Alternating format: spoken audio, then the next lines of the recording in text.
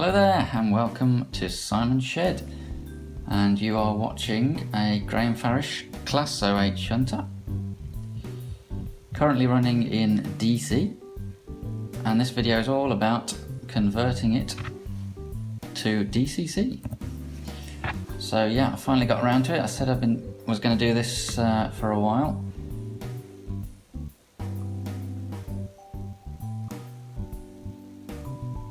So let's get started. First, we're going to need some things. The loco itself, obviously. I'm using the BR Green Lake Crest version. Screwdriver. It's pretty essential that it's magnetic. It would be very, very tricky to do it without a magnetic screwdriver or some other trick that you can use to keep hold of the screws because they are tiny. Some solder and a soldering iron. Highly recommend Carr's Speedy Solder. I think because of its low melting point, it's really good for these small fiddly jobs. And I'm using the Antex 25 watt soldering iron, which is a lower power again, so you don't sort of melt everything with the this small job. We've got the DCC decoder itself, some insulating tape and scissors, and the DCC decoder is a Lens Silver Mini, obviously the one with the wires, not the one with the pins. And that's my loco cradle, just to hold on to the loco while we're messing about with it.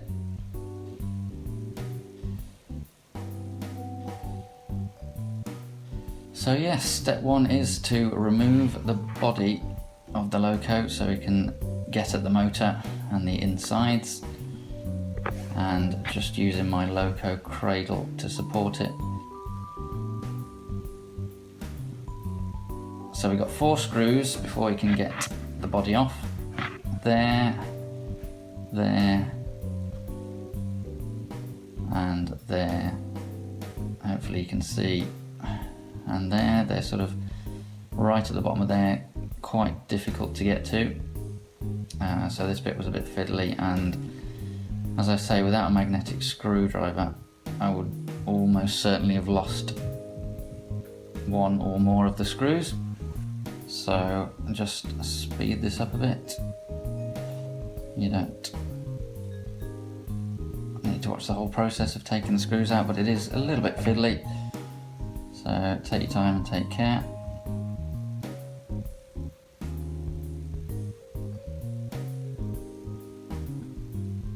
Now you'll notice that the body at this point is actually loose.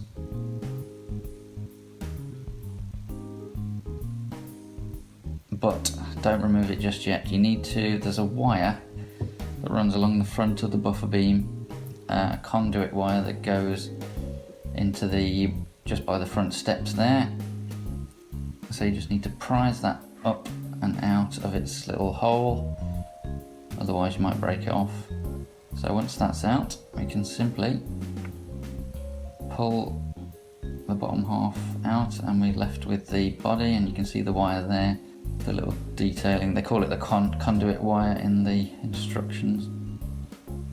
And that's the body, so that's the space we've got to work with to fit in the DCC chip, and that's the motor you can see there.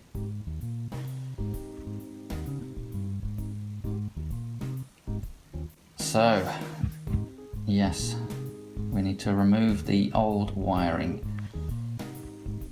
So what happens is one side of the wheels picks up the current and it goes to here, little brass contact through this black wire, and the black wire goes to the motor.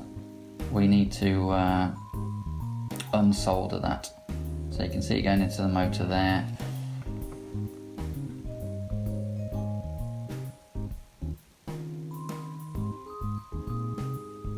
Now on the other side of the wheels, it comes up to a brass contact here,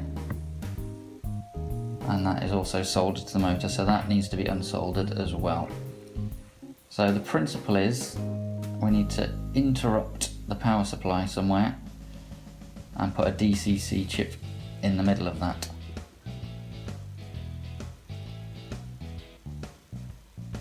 So I'm just using the screwdriver to apply a bit of force and heating up the solder joint, and the wire pops off.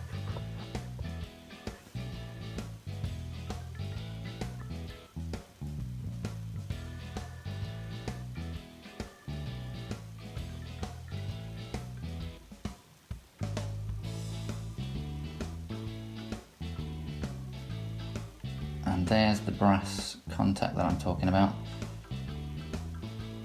So there's no wire between this one, it's just the brass tab directly soldered to the motor. And second attempt, there you can see it's come off and slid to the side. So I'm just going to bend that back carefully out of the way so it's no longer touching the motor.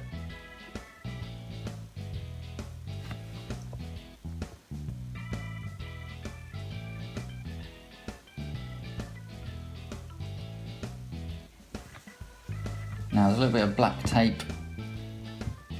We're just going to see what's under here, and it turns out that it's simply holding that black wire neatly in place.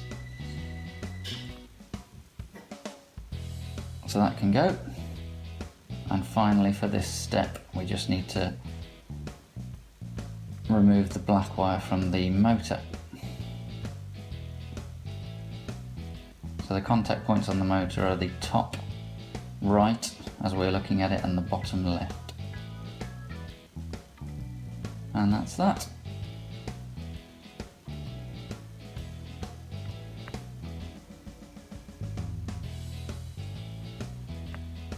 So step 3, we now have a broken Class 08. We now need to rebuild it with the DCC chip, which you can see there. The Lens Silver Mini is the one I'm using. And it has lots of nice long wires that are going to get in the way. We actually only need 4: red, black, orange and grey, the ones that I'm holding. So I'm going to be brutal to save space and make it easier, and snip the rest of the wires off. If you're going to fit lights, which I'm not even going to attempt, but if you are going to fit lights, then don't snip these wires off, you will need them. So here I'm trying to work out where the chip will fit, and you'll see that I definitely test there's enough space. It turns out to be a bit of a problem, which I'll come back to later. But the plan was to put it at the side here, and there's just enough room, as you can see, to fit it in between the body and the motor there. Now, as I say, I'm using the Lens Silver Mini decoder. I believe the DX75D decoder is a little bit smaller. That's a CT electronic decoder. The DCX75. It may be a little bit thinner, so it may give you more room. But as I say, we'll come back to that later. For now, I'm just temporarily using a bit of the double-sided sticky pad that came with the decoder, just to temporarily hold it in place, because we need to snip the wires to the right length as we're soldering them, so that they don't get in the way, because we haven't got much space.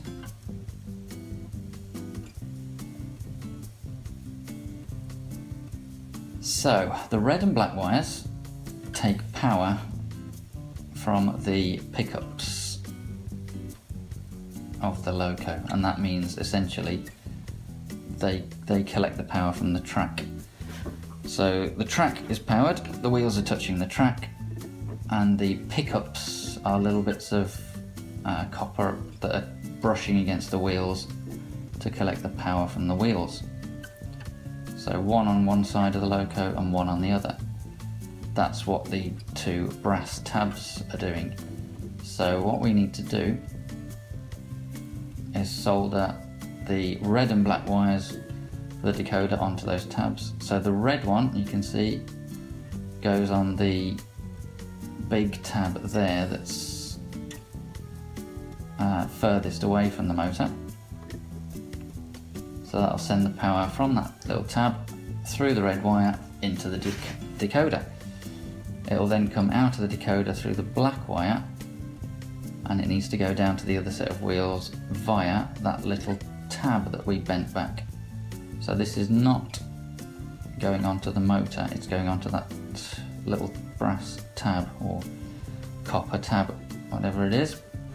Now for the ends of the wires, I'm stripping the plastic just off the end with proper professional wire strippers, which is the way to do it.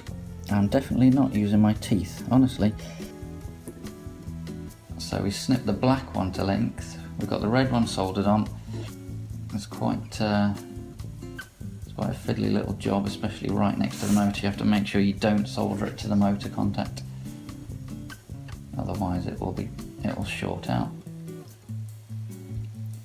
So second attempt, bit of a messy job. Third attempt, and I think it sticks this time. There we go, so that's nice and strong but not quite as neat as the first attempt.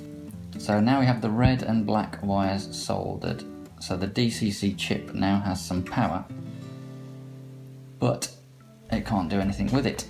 That's where the orange and grey wires come in. The orange and grey wires need to connect to the motor to send the power so that the loco can move.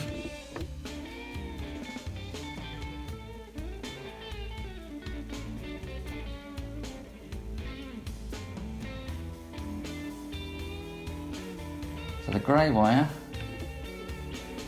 goes to that top contact,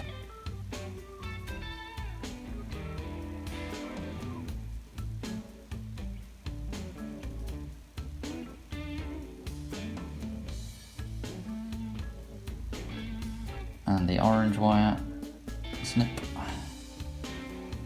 goes to the bottom left contact, assuming the loco's the right way up and we're looking at it face on. So I'm stripping away a bit of the excess copper there, just so I don't get any short circuits onto that little tab there.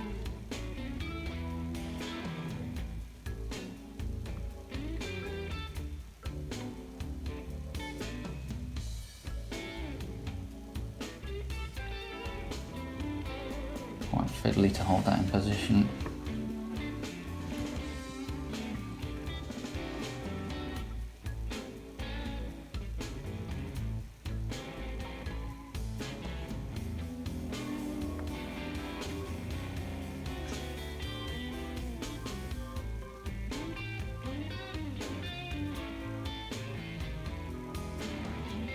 And there we are, that's the DCC chip soldered in. So red and black to the tabs and orange and grey to the motor.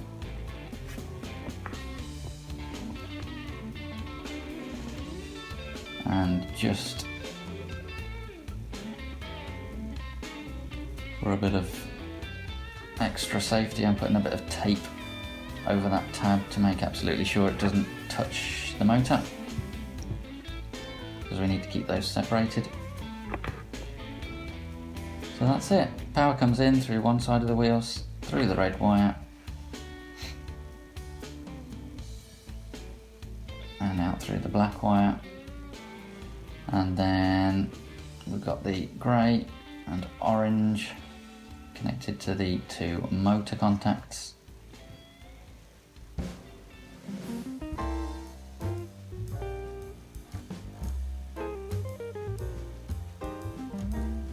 So now, before we put the body on, it's a really good idea to test it and make sure it worked. So we're on the track and we're just going to press read on the programming bit of the DCC controller, and you can see it's read address 3, so it's recognised that there's a loco on there and 3 is the default address. So I've just set up a quick loco that we can use to test this, and you can see that I don't want it to be 3 because I've already got a loco at 3.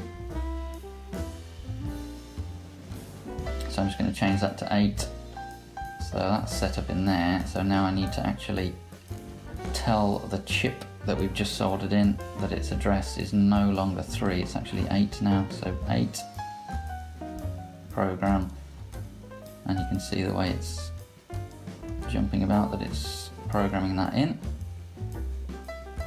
And if I press read again, it jumps about again and reads the address 8.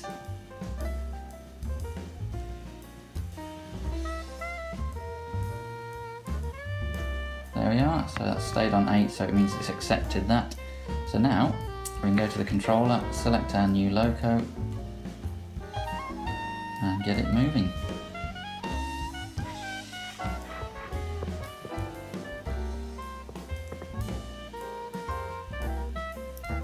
It works.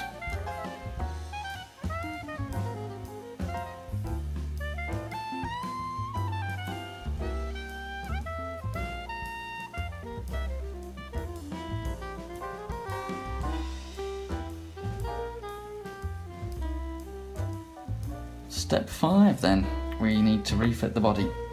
So before I do that, and this is where the little problem starts, I decide that it's obviously not a good idea to have the chip touching the metal of the motor. So that double-sided foam pad that I temporarily attached it with is far too thick, so that needs to go.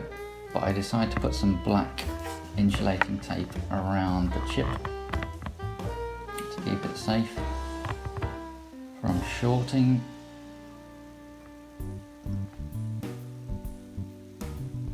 And I also decide to neaten up the top again by taping that red wire down.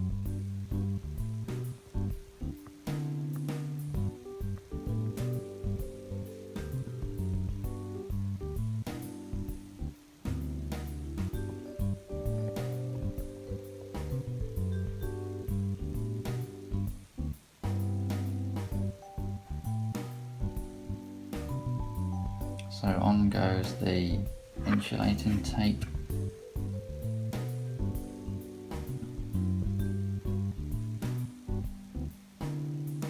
Now it's a good idea, remember that wire that we moved, it's a good idea to just push it up out of the way so that it's not in the gap that you're now closing, so it doesn't get trapped between the body and the sort of running plate.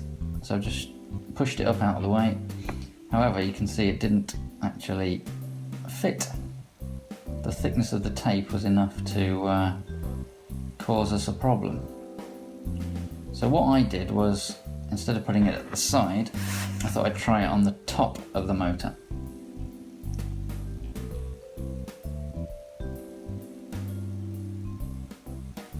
And as you can see, it fits. Now the other decoder I mentioned, the CT DCX75D, is thinner than the Lens Silver Mini, so you could use that one and I reckon that would fit with the tape around it. You could do what I did, as I say, put it on top of the motor, and that just fits on top of there. It's tight, but it does just close up. You could also try, instead of putting it next to the motor, you could put it next to the black plastic bit where the wire goes across the top. You could put it at the side of there. It may also fit there, but as I say, the way I did it was to put it on top of the motor. Now I've left all the footage in of me putting the screws back into the 4 corners on the bottom, but obviously speeded up. Found this really fiddly and it took quite a lot of patience, but we did get there in the end.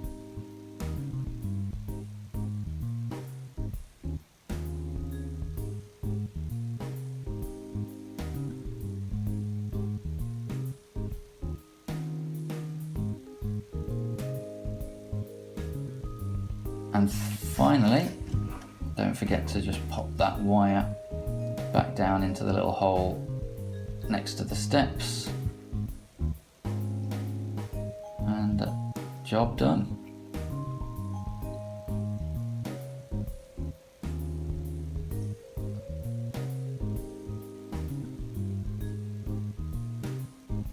all that's left to do is enjoy your now DCC Graham Farish Class 08. So I have to give it a little bit of a test with the body back on, just to double check that everything still works. And as you can see, it all looks good. May need to sort of tweak a few settings on the DCC chip to set the sort of minimum, maximum speeds and things like that, but in terms of actually getting it working on DCC, that's what you need to do. So I hope that is of some help if you are planning to do this yourself. A fiddly job, but doable. So have fun, and if you do try this, let me know how you get on. But for now, thanks very much for watching. I'll see you soon.